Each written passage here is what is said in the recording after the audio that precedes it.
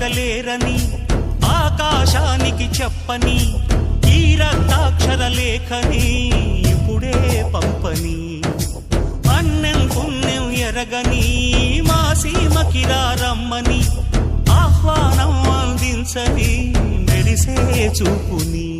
తొలగింది ముప్పు అని నీలి మప్పు మనసారా నవ్వని